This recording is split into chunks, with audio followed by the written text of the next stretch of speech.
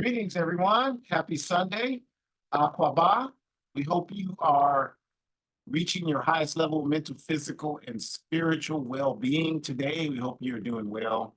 And we're so honored and excited to join you today for this week's Sunday episode of Our Ancestors' Voices, a weekly program sponsored every week at the same time and same places by the All African People's Revolutionary Party.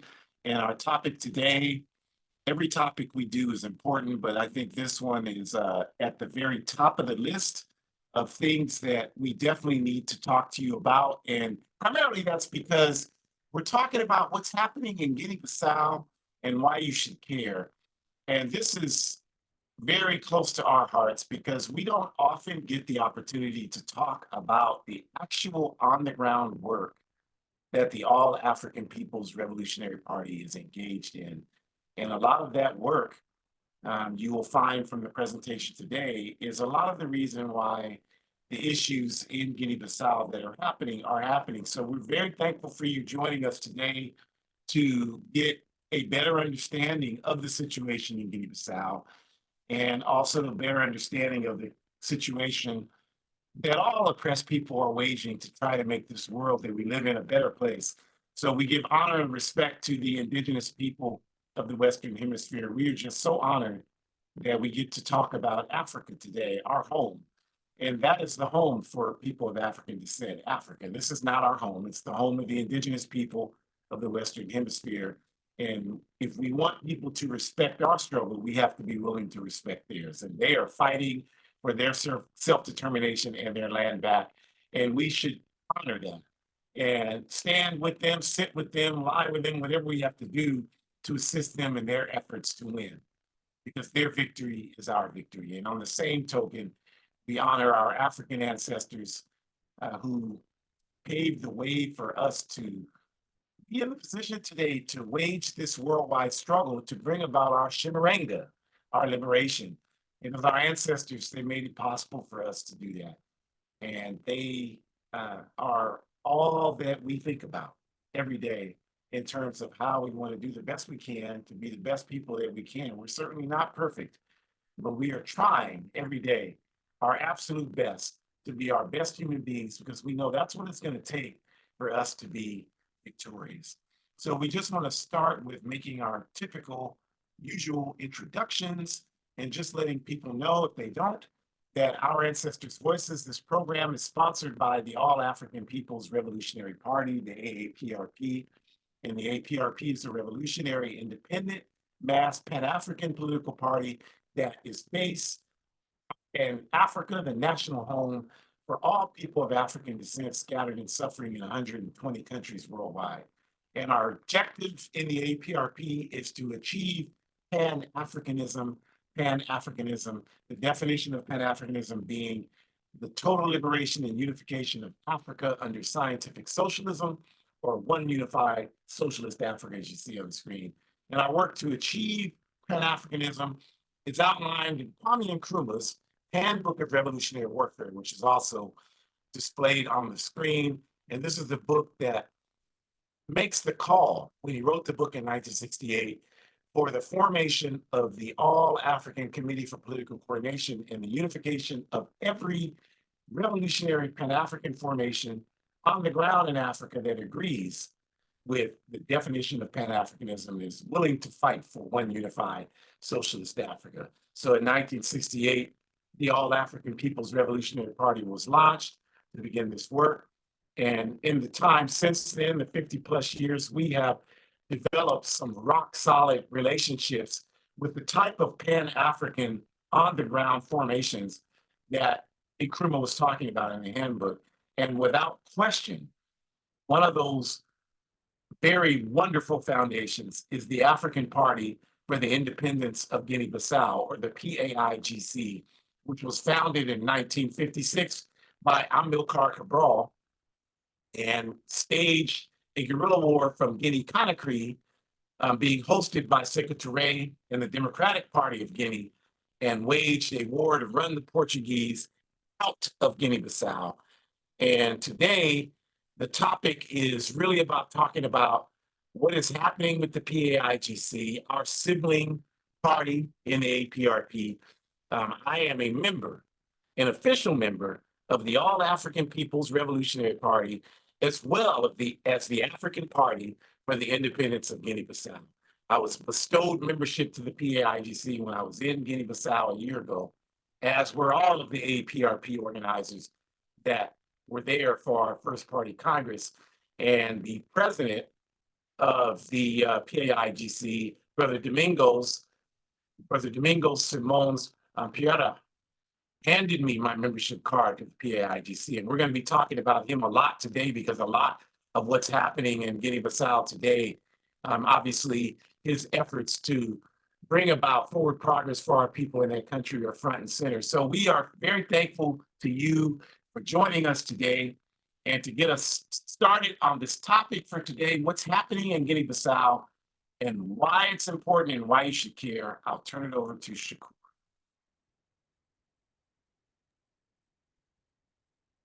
Thank you, comrade. I appreciate you. Greetings, everyone. As always, we hope that you are safe, healthy, and well, ideologically, physically, spiritually, mentally. We are thankful. And I just want to add, I love how you said, we're focusing on today's topic because rarely do we get to talk about the work that we're doing on the ground. And I think it's important to mention that we are trying so hard, you all, as an organization that believes in socialism and wants to help advance the struggles of African people. We are trying so hard to make sure that you all have the information that you need so that you can be prepared to fight against this system. And so it begs the question, why don't we talk more about the work that we're doing on the ground? We find ways to tie it in, but the overwhelming majority of the topics that we choose to talk about are literally explaining to you just how messed up this system is. So we are happy that we can focus today on some of the work that we're doing because this is why joining an organization will benefit you. This is why we say that it will benefit you mentally in terms of your mental health. This is why we say it'll benefit you spiritually, ideologically, in terms of those outcomes. But I just want to be clear, we focus on topics because we are trying to dismantle a system that does not value human beings. And so part of the topics that we discuss are ways to help raise your awareness and your consciousness because the propaganda is so embedded and it's so thick. So today is no different from any other day, but I do think it's important to mention we're trying to give you all a context. We're trying to give you all a baseline. We're trying to give you all a foundation. You can't understand any of the topics we're discussing unless you understand just how vicious capitalism is. Well, one, you have to first understand what capitalism is. And propaganda has made it clear that that definition is skewed. So we've made it our goal to operationally define it so that you can have that base understanding to then be able to have conversations about imperialism, to then be able to have conversations about the difference between communism and socialism, to understand that we can't even measure communism because we've never seen it before, never seen it played out in an actual society. Like these are all the base foundations that we have been working to give you since the start of this broadcast. And so I just think that's important to mention is we are up against a system that doesn't care about you. It doesn't care about what you look like. It doesn't care about why you need to live in this world. It doesn't care about your access to oxygen. It doesn't care about your health outcomes. This system does not care about you. So today's topic is focusing on why we care about you. And we are doing the best we can to explain just how convoluted this system is, which is why you should be fighting against it in an organization that is working for justice. Just wanted to connect those dots in case we needed some connecting. Okay. All right. So, why we, as an organization, the All African People's Revolutionary Party, why we focus on Africa. Well, we understand that Africa is the home of African people or African descent people everywhere. We're not afraid to admit that. We're not ashamed to admit it. We are not hesitant to admit that. We understand that. We understand that so well, we incorporate saying the term African in our daily language. You will never hear us say other terms that describe African people because we insist on saying African. For one, it's a way to disrupt and dismantle colonialism and capitalism and neocolonialism. Two, it helps us re-access and redefine who we are, which we need to be very clear about because we are up against a system that does not have to care about us, but also doesn't want us to know who we are. So this is why we need to continuously say, I am African. You are African. We belong to the African nation. We have to say it so much that the muscle memory in the brains literally starts to just rely on it to where it becomes second nature, because that's how you disrupt colonialism. You're using terms that are colonial by saying African American. You're using terms that are colonial by saying Black. Those are terms that European settlers gave us when we walked off the ships. Those are not our terms. Those were never our terms. Just like some of the names of the countries in Africa are not our terms. Those are terms that the colonizer gave us. Why are we supporting the colonizer's ideology? Why are we supporting the perspectives of the colonizer? Why are we listening to anything that they have to contribute? How have they helped us at all? Name one way. I mean, everything's dialectical, but we're not going to go there today. So my point is, we need to understand that Africa is the center for everything that Africans have, will, and are going through. It's the center of everything. And I've said this before, I'll say it again. I know you're tired of hearing me saying it, but it needs to be repeated. The African nation is not being respected. You see the examples of the products and resources that are grown from the continent. We see the gold, we see the coltan, we see the diamonds, we see these examples. These resources are exploited every single day, you all. Stolen and exploited, profited at very large amounts when it probably didn't take that much to grow it in the first place. Meanwhile, the people who are accessing these resources, the African people who are exploited and under attack, are developing asthma, black lung syndromes, and other health issues because they don't have the necessary precautions to access these resources without subduing their own health in the process. But do you think the exploiter cares about that? Absolutely not. Samsung doesn't care about that.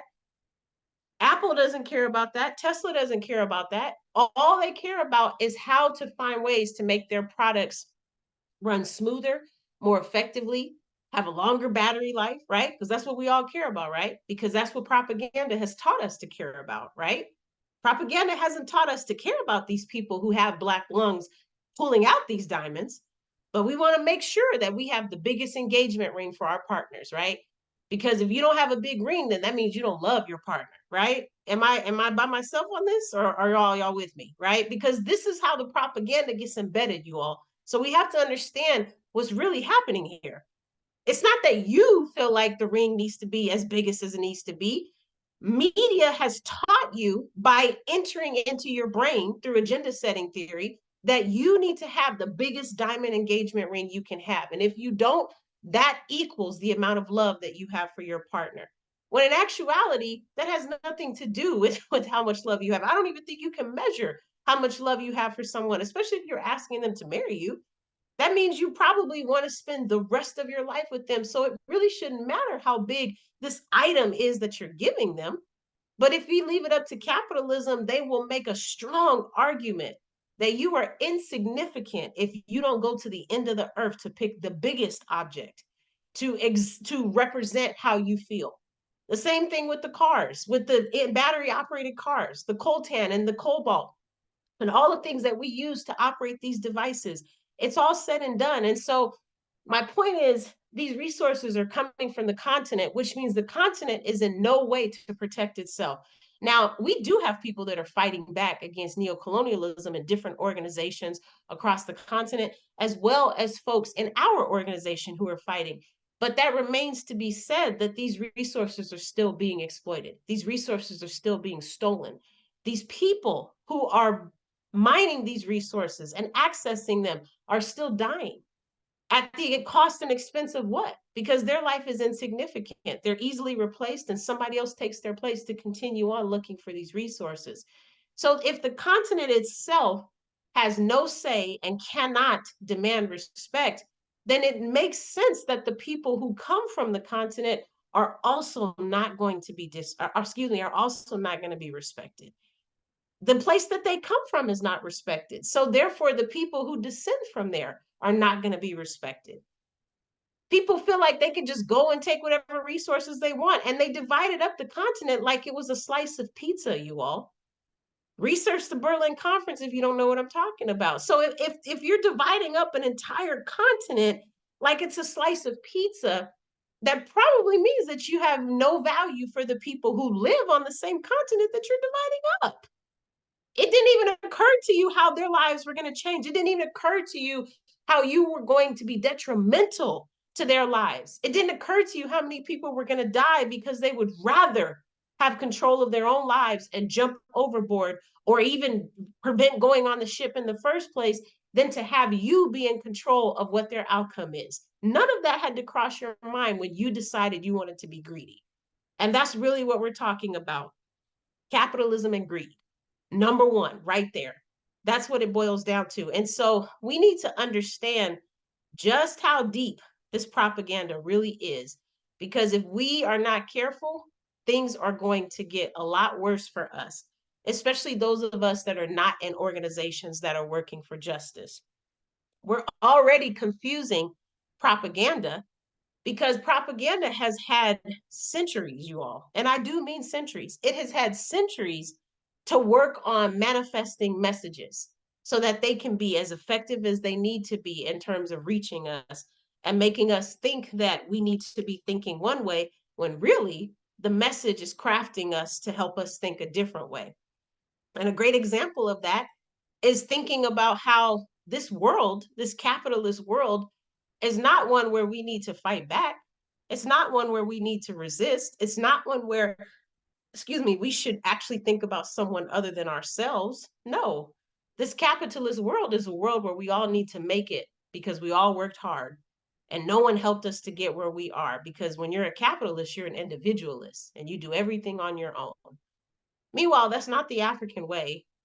That's also not true in terms of capitalism because capitalists steal everything. Everything they have, they stole from somebody else. That's how they got in the position they're in. Especially if you think about the Europeans, they stole the indigenous people's land, they stole the African people, they stole other parts of Ireland, they stole other parts of Asia. I mean, we could go on and on. They don't have anything that they can call their own because they've taken everything from everyone else.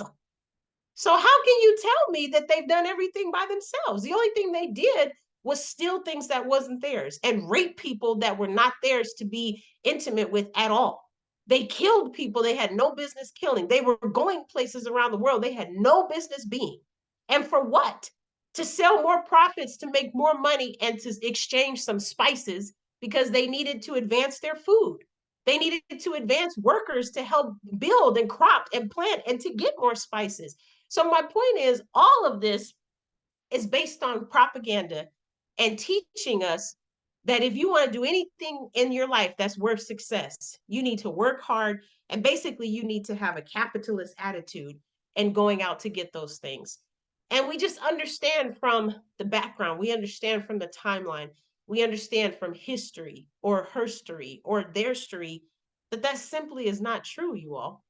We focus on Africa because that's the only thing that keeps us grounded with our humanity. That's the only thing that reminds us that we have a responsibility to help make this world a better place. Africa teaches us that every single day. Africa reminds us of that every single day. We focus on Africa so we don't lose our focus on what we have the intention of doing on this planet. Each and every one of us has a responsibility to make this world better. And even if you don't know that you have the responsibility, we can tell you right now you do. Because every single one of your ancestors fought like hell to make sure that you had a chance to breathe oxygen because they died.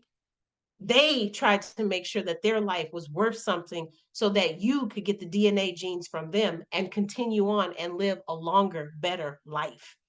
They fought so that you could have the opportunity to do things that they never could have imagined. So you have a responsibility to continue that legacy. Your ancestors did not literally die in the face of danger. They didn't sacrifice, they weren't brave, they didn't do all of these things so that you could cut all of that off and become self-centered. It does not work like that. I'm sorry, it does not. You only have a responsibility to continue that legacy, because if you don't, your ancestors may find a way to reconnect with you, if you get what I'm saying. And that may not be good for you. But more importantly, you shouldn't want to be selfish. You shouldn't want to be self-centered. You should want to make this world a better place, because if you're really honest with yourself and you unpack all the capitalist entities, you will see that this is not a world that's exciting to live in right now. This is a world filled with hatred. This is a world filled with pain. This is a world filled with people who don't matter because they're poor. So you get to disrespect them because they're poor? What sense does that make? Last time I checked, we should respect one another because we're all humans. We should respect one another because living, breathing entities should all have value. We should respect one another because that's how we would want someone to treat us. We should respect one another because we understand that we need each other, whether we want to admit it or not. If you identify as a colonized person, then we need as many colonized people as possible so that each and every one of us can get our land back. If you identify as a marginalized person, we need every single marginalized person to come together, including those who benefit and are more advantaged from a privilege standpoint and beyond. We all need to come together because it's going to take all of us to terminate the same system that allows us to be devalued every single day. Every single one of us is devalued because capitalism says it's okay. Because capitalism gives consent. None of us deserve respect. And the reasons for why we don't deserve it vary. Maybe some of us are shorter than others. Maybe some of us are taller. Maybe some of us are skinnier. Maybe some of us have a learning disability. Some of us might be left-handed and we get discriminated against. Maybe some of us are LGBTQ+. Some of us might be in a wheelchair. We all just get to be disrespected. So why not come together? Why not join forces? Because none of us should be disrespected, but only because we're doing something to change those realities should we be able to fight against that. Only because we're changing those realities. Don't forget that. Next slide, please. So we told you why we focus on Africa. Now we're going to tell you why you focus on everything but Africa. It is really important to mention that any smart thief who wants to establish a consistent method of stealing from you will always include a component where they convince you that the object they are stealing from you has little to no value. This was very beautifully wrote by our comrade Ajamu, and it basically illustrates that when you try to dig deeper into understanding just how much has been taken from Africa, people will say to you, because white supremacy is real, they will say to you, Africa, why do you want to go there? There's nothing there. Or they will say to you, well, you want to go on a safari and just see the animals? Because no one has to think about the fact that Africa is a full continent that does not just have animals. There are thousands of resources. This is why it's the richest continent on the planet. But that's a secret. Shh, that's a secret. You're not supposed to know that. Because if you actually know that, then you might get in the Europeans' way when they're trying to steal those same resources that they don't want you to know about. You can't stop them because then you'd be interrupting their capitalist system. And that's a no-no. We can't do that. That's why we're not supposed to organize. That's why we're not supposed to resist. That's why we're not supposed to fight back. Because all of those actions will prevent them from doing what it is they are interested in and trying to make destiny with. But we've already slowed them down. We've already stopped them in certain cases, and we will continue to do that. But it's only because people have been in organizations that this has happened, you all. Only because people have been in organizations. And being in an organization that's working for justice is going to allow you to have a sort of ideological shield, if you would. If you're a Marvel fan, you know, you have your Magneto helmet when you're in an organization that's working for justice, because at the end of the day, you need as much protection as possible if you really, really think about it. This system is so messed up that you see the bottom photo, you see the rapper Cameron. And I guess this is a quote. I didn't even know this, Daddy. But I guess he said, I am Cameron. I ain't no African. Well, first of all, I wouldn't put it past that his music is, you know, worth, you know, a pistachio nut, because I personally am not a fan. But my point is, you know, using the double negative, right? Kwame Ture said, you know, that's the worst thing you can do as an African is say a double negative of how you're not an African, because you are. But you don't even understand that you are, because propaganda in society has consistently reminded you and taught you that to be associated with Africa is probably suicide. That's the worst thing that you can do. Social suicide, because you're in a position where people can make fun of you. They're going to call you poor. They're going to say, you know, that you're not from anything, that you don't have anything. Because again, people don't realize just how much comes from the continent. They don't realize just how instrumental this continent has been in literally starting the foundation for many of the world's resources and exploitation of people and human labor and everything else that comes with that. No one has to understand what the background has been, though, because it's all been a secret. And that secret has all been protected so that the same actions could continue where the exploitation could be uninterrupted. Now we see exploitation evolving where we have comrades who live in Burkina Faso, for example.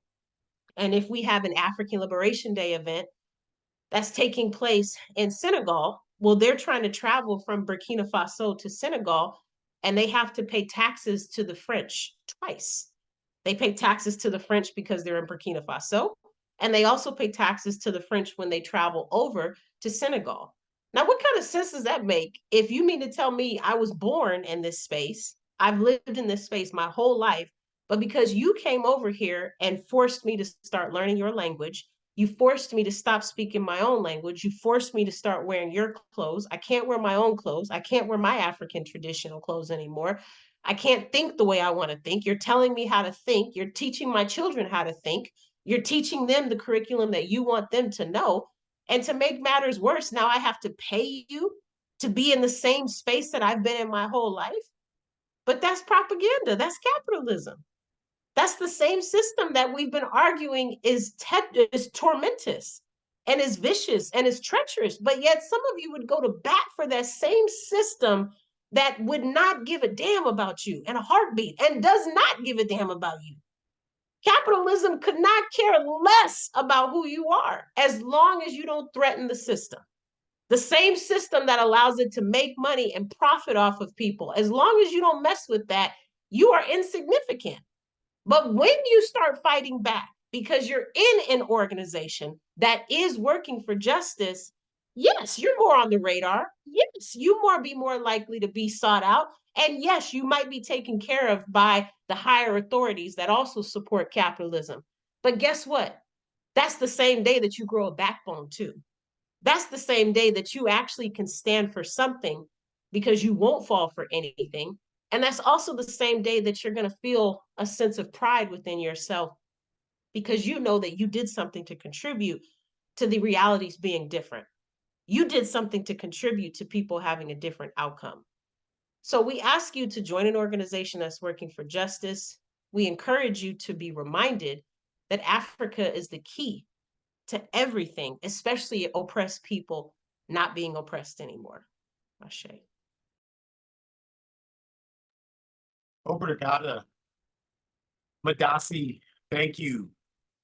And we just want to spend the remainder of our time getting into the topic of what's happening in Guinea-Bissau. I think that's an excellent foundation, Shakura, as to why we're talking about this. And that's what we want to do.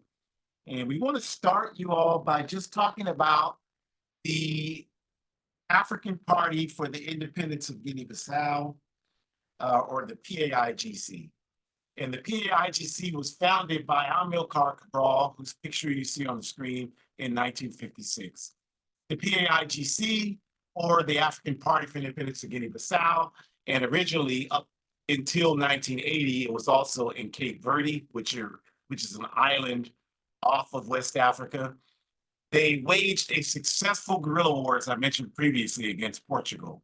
And in 1973, although comrade brother Amilcar Cabral was assassinated by neo-colonial agents of Portugal, Guinea-Bissau did become independent, and Luis Cabral, the brother of Amilcar Cabral, became the first president of Guinea-Bissau, representing the PAIGC. Since 1973, Guinea-Bissau has suffered a lot, you all. There have been numerous military coups d'etats and a lot of instability. The longest, there's only been one president in Guinea-Bissau in all of those 50 plus years who served their entire term without being either assassinated or victimized by a coup d'etat. And in 2023, the World Bank named Guinea-Bissau the most resource-rich country per capita in all of Africa. So we make that point to illustrate to you that this is the reason why the instability exists on such a consistent level in Guinea-Bissau. And this is the reason why all of these numerous coups d'etats and instability, most of that has been structured around attempting to prevent the PAIGC from being able to exert its popular will, because without question, the PAIGC is extremely popular in Guinea-Bissau. I'm not basing that on what somebody told me. I was in Guinea-Bissau in January 2023. I was there with the APRP. We had our first party congress there. We were hosted by the PAIGC.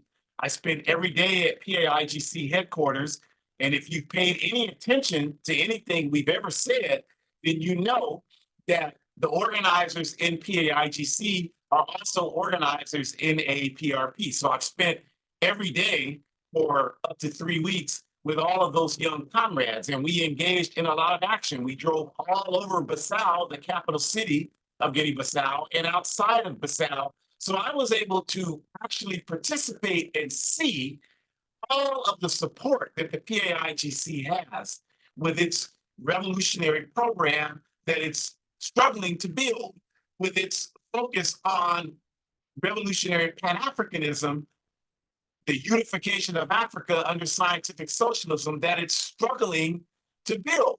And we were able to see that. And if you go back and look at the report back that I did in January of 2023 through our Ancestors' Voices, you'll see a lot of that support in the broadcast. But the point is that it's necessary for Guinea-Bissau to be in an unstable position, just like it's necessary for all of Africa to be in an unstable position, because this is what imperialism needs to be able to continue to maintain its dominance over Africa's human and material resources. That's just the bottom line. And the core issue surrounding the PAIGC in Guinea-Bissau is, like all of Africa, there's this big scramble to control Guinea-Bissau for regional and resource control reasons. And this has been the case since the Portuguese were forcibly kicked out of Guinea-Bissau in 1973. We've already defined for you what neocolonialism is. The colonizer, which in this case is the Portuguese, is physically forced to leave Guinea-Bissau. But what they've done in the years that they colonized Guinea-Bissau is they established a system, a structure of organization that relies completely on the Portuguese. And in the case of Portugal, they had a political system called the assimilado system, where their entire strategy was to de-Africanize Guinea-Bissau, Angola, Mozambique, the areas that they colonized in Africa. and make the Africans believe that they were Portuguese without extending them the benefits and the resources that Portugal benefited from Guinea-Bissau.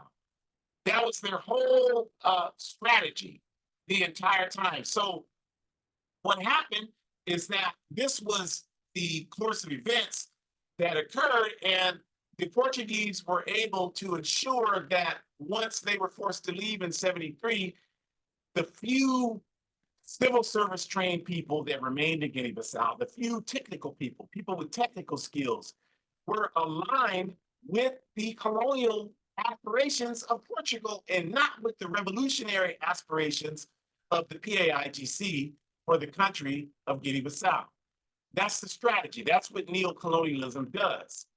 And then, for example, I'll say that for several years, Guinea-Bissau was set up to serve as a transit hub for cocaine coming from South America, countries like Colombia, traveling to Europe. And this has been, anytime you have drug cartels, because that's who controls, these cocaine shipments operating freely, I don't care where it is, then that's a clear sign that that country is being prohibited from having a strong internal structure that can effectively deal with those things. And I don't care if you're talking about Guinea-Bissau, Colombia, Argentina, whether you're talking about the United States of America, because this country doesn't have a strong structure.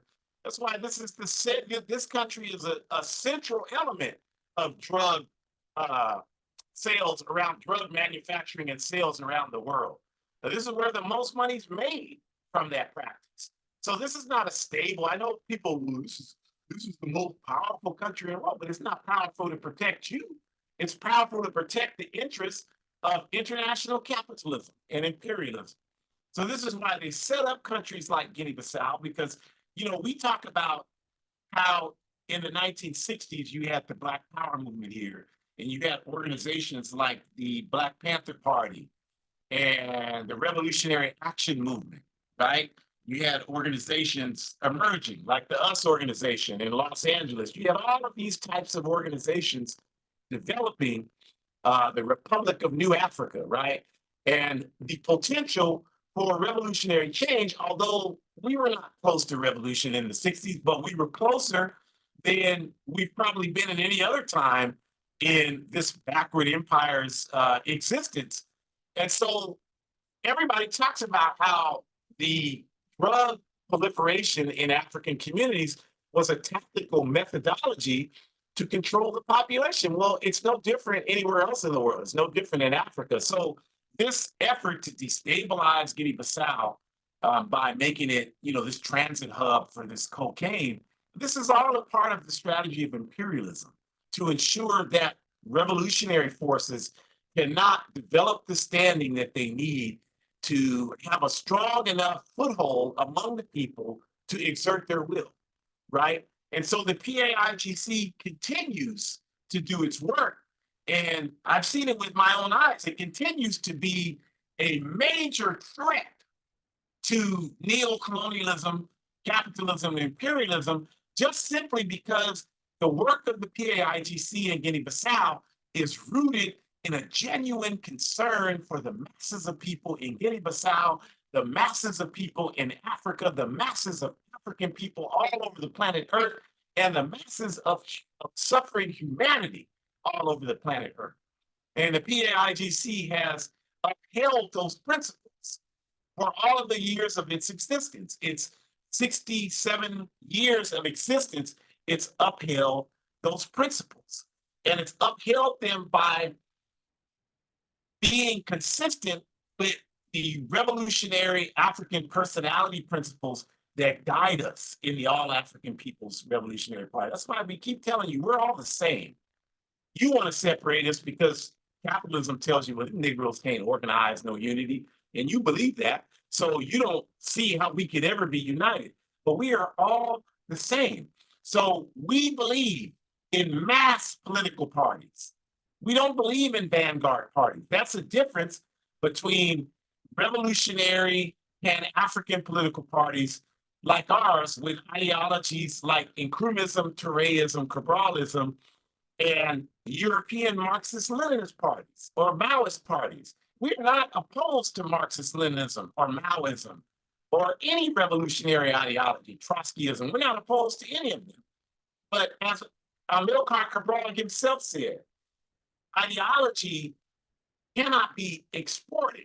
It has to be, or imported rather. It has to be the result of the people's culture. And so we believe that. We believe that our revolutionary Pan-African ideology, our revolutionary African personality, our inclumism, Toraism, Cabralist ideology derives from our African culture. And so our culture is a collective culture. It's a collective humanist and egalitarian culture. And if you don't know what those terms mean, we've done plenty of workshops where we define them in great detail. That's not what we're here to do today. But the point is that we're a collective culture, that we believe in collectivity. We don't believe that individualism is a way to advance society. That's capitalism that believes that. That's this backward cesspool empire that believes that. We don't believe that. So the PAIGC is a mass party. Anybody can join. Any African in Guinea-Bissau can be a member of the PAIGC. Any revolutionary Pan-Africanist, like those of us in the APRP, can be members of the PAIGC. The APRP is a mass political party. Any African can be a member of the APRP. We will never accept this reactionary security philosophy where you have to vet people to get them to do political work. Who the hell are you? Who vetted you? How do we know you're not working for the police? That's a loser. And that approach has done absolutely nothing to secure any work. Show me anywhere in the world where that kind of security culture approach has done anything to make the work more secure. That's not how you make the work secure. The way you make the work secure is by doing the work that the PAIGC does. When I was there every day, all day, they have political, ideological training to imbue the people with a commitment to these revolutionary principles. That's how you ensure people don't become informants for the police. That's how you make sure that happens. You do that with everybody. That's what we're trying to build. So we want every African within the APRP and our mass political parties in Africa and around the world. That's what we want. We don't need to vet anybody. The vetting is you got to do the work. You got to do the work and the study. And most of y'all can't do it. You can't last with that.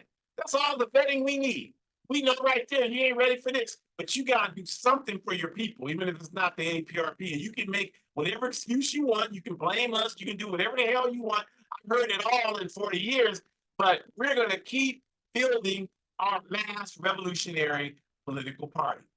So the PAIGC is a threat because they have mass popular support in Guinea-Bissau. They're a threat to capitalism and imperialism due to their desire to fulfill self-determination in Guinea-Bissau for the people in that country and all over Africa. And we recognize this is an ideological struggle. Of course, everybody in the PAIGC is not 100% committed to revolutionary Pan-Africanism right now. Of course, everybody in the APRP is not 100% committed to revolutionary Pan-Africanism right now. This is what the revolutionary struggle is all about, you all. It's the ideological struggle. That's the most important part of the struggle. The armed phase is the easy part.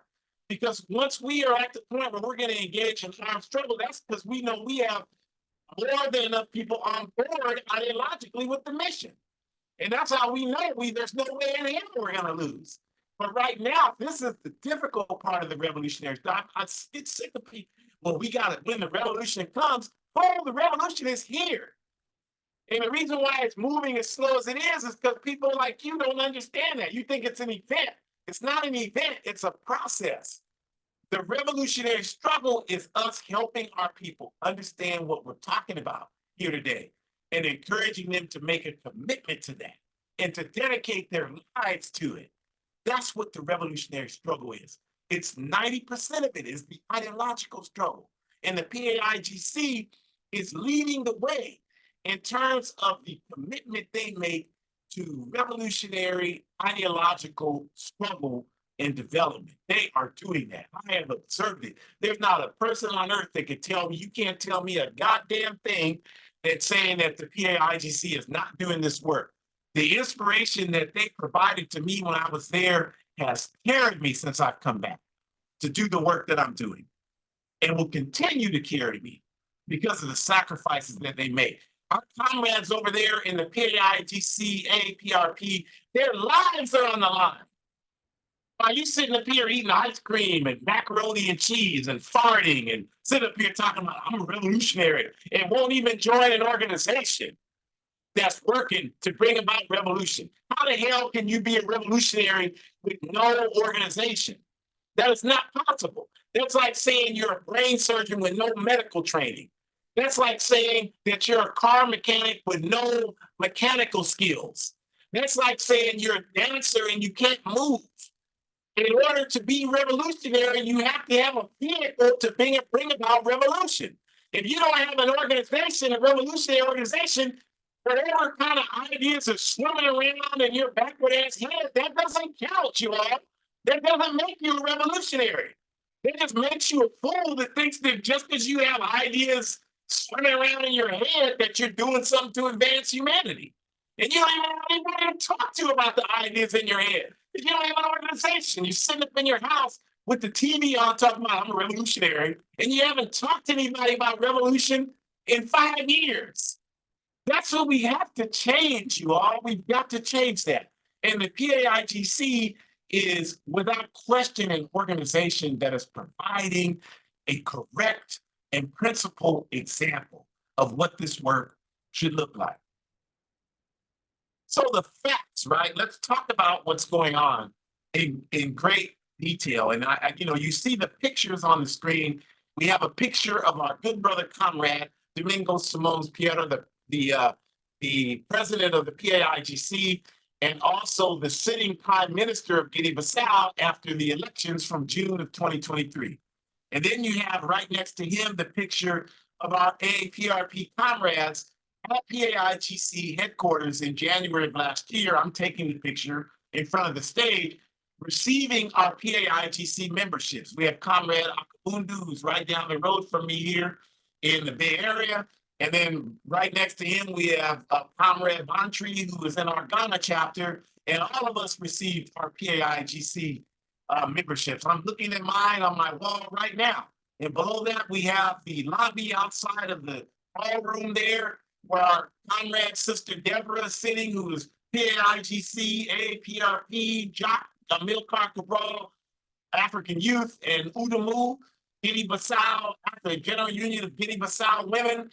And then we have me, a picture in the hall, where before that, above that, you see it filled with people in the hall below, right before that ceremony, where we received our membership. So let's talk about this. The PAIGC's efforts in the election in Guinea-Bissau last year resulted in the formation of a coalition, you all, the PAI Terra coalition in 2023. It came together in February of 2023. There are about 4 political parties, but it was called for and led by the PAIGC. Okay, and the purpose of the strategy of the coalition was to gain political power in Guinea-Bissau and run the neo-colonialist president Umaro Sissoco Embalo, whose picture is on the bottom there, out of his position as president of Guinea-Bissau, and to put him in the junk heap of history where he rightfully belongs. The PAIGC had a mandate after the June 23 elections. They won 54 of the 102 National Assembly. The National Assembly is the legislature in Guinea-Bissau. The building is right there within walking distance of PAIGC headquarters. They won over 50% of those seats, right? They won exactly that many, right? In the June 2023 elections. But despite them doing that, Embalo claimed victory as president over PAIGC leader, Comrade Brother Domingos at the top there. And this happened despite the PAI Terra coalition winning 50% of the National Assembly seats in the popular vote, and Pierre winning the first round of the presidential votes by 80,000 votes out of 516,000 people that voted for president. But in Embalo, they said that the first vote was invalid, that there was corruption. Damn lie. And so they demanded, he had political power, and they demanded a second round of votes. And so they had a second round of votes, and Embalo won that by 70,000 votes over Comrade Brother Domingo. Now you tell me how the hell, I mean, even Trump is not that goddamn stupid. Even they know, they claim, well, Biden didn't win, but they can't make that argument from a number standpoint. And, I hope I don't have to say like Biden, Trump, Obama, Clinton, they're all a bunch of crackers and want to be crackers. We're not choosing one over the other. They all promote imperialism. The point we're making is even those dumbasses are smart enough to understand that they can't make a numbers argument about the 2016 or the 2020 presidential election in this country, because they would lose if they did that. But yet, we're supposed to believe that this Comrade Brother Domingo, won by almost 100,000 votes, and then in this second round of votes, which was called for by the loser, because he didn't want to accept that he lost, now all of a sudden he wins by 70,000 votes. Of course, everybody knew that that was corruption. All the bodies there, United Nations, everybody acknowledged that. And so the PAIGC responded to this by calling for mass protests around Guinea-Bissau, and hundreds of thousands of people, because again, I'm telling you, the PAIGC has the popular support. Hundreds of thousands of people hit the streets all throughout Guinea-Bissau. And the response by Embalo's government was a complete and violent crackdown on peaceful protesters. And this has been an ongoing thing where police have raided the PAIGC headquarters. When I was there in January, we had a march, a peaceful march to acknowledge 50 years of the assassination of Amilcar Cabral. And the military came out there with AK-47s to intimidate us. And when I went to the airport to come back to this cesspool empire, they held me up for an hour there in the airport, asking me all kind of questions. And I told them I just came here for the tourism. I just love Africa. I love the tourism, the food. Y'all eat the mangoes. The mangoes are so good here. I acted like I didn't have any goddamn sense. I pulled the page from Malcolm X's book when he talked about when they tried to recruit him for the military. He told them, if you give me a rifle, I'm gonna shoot some crackers with it. That's how we need to. That's exactly what we need to do when we're talking to the police and these people. Y'all, well, I'll tell you everything you want to know, master, as long as you don't hurt me or my family. You drop your fear of these people. I told you, I like the mango. That's why I'm here. Well, we want to know why you came here. Well, if you want to give me some money and a visa, I'd be happy to stay longer. So this is what happened. They came down hard on the people. There were a number of people killed, hundreds of people killed, thousands injured. This is still going on as we speak. And this is because Embalo and these reactionaries in Guinea-Bissau, these neo-colonialists and these puppets of capitalism and imperialism, they don't want the PAIGC in power. And so this is why there are a couple of things we want to ask you to do in response to this. Because right now the situation is Embalo, even though he was really defeated as president last June, he still sits as president. And Comrade Brother Domingos is still sitting as prime minister. It's kind of an eerily similar situation to what happened in the Congo in 1960 with Joseph Kasavubu as president and Patrice Lumumba as prime minister. And I don't want to say that it's the same thing because I don't want the same result to happen. But I'm saying that I'm making that point to make the point that these are the tactics of imperialism, you all. Attempt to divide and conquer so that they can keep the people in power, that ensure that their pathway to all the resources is unobstructed. So there's a couple of things you can do. We had a campaign, but you can still do it. You have the Economic Community of West Africa, which was an organization that was actually organized by Kwame Nkrumah and Sekou Touré in large part. in the 50s and 60s. And the purpose of it was to create a regional mechanism to facilitate the growth and development of African states and African people. But of course, since that time, it's been overrun by imperialism. So ECOWAS today is basically, a front runner for imperialism, like the African Union, like the United Nations, like all of them. We're doing a direct action campaign to apply pressure. So on the screen, you have their email, info@ecowas.int. So email them and say, you should seek the PAI Terra Coalition immediately, because that's what they've done. If they've not allowed the PAI Terra Coalition, the representatives that I talked to you about in the National Assembly, to be seated, because Embalo has dissolved. I forgot to mention that, but he has dissolved the National Assembly since the elections. And there hasn't been one since, and going on 8 months. So email them and tell them, seek the National Assembly and do that. And then there's a telephone number on the screen, 234-931-476479. Call ECOWAS and tell them, seek the National Assembly in Guinea-Bissau. But along with those things, we got to get you to finally see the importance of joining us in this fight. Because I don't believe that we will ever truly get what we need until we have the organized power to just simply run these people to hell out of here. And that's going to take some time, because there's been so much violence inflicted on the people of Guinea-Bissau, as well as so many other places in Africa, the Congo, the Horn, Ethiopia, Somalia, Sudan. I mean, it goes on and on and on. And so it's going to take some serious ideological struggle and some time for us to be able to work with our people and get people to see revolution as not just another potential violent situation that they have to deal with, but something that can positively improve our lives. So that's what we want to do. So we want to ask you to do that. Join an organization. And we want to say that next week, join us on March 2nd. We will have, these fools release this sneaker this week. So, all I'm going to say about it is join us next week. We're going to talk about that, the sneaker attack, okay?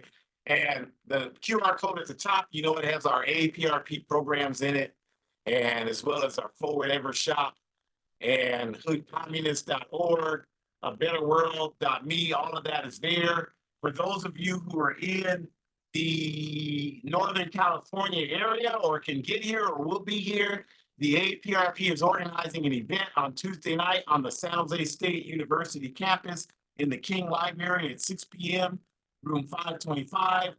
I'm actually presenting on Zionism and Africa.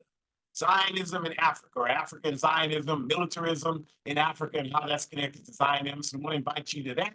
Join the All African People's Revolutionary Party. Go to aprp-intl.org to do that, and support Burkina Books, the lower right-hand QR code. Do that.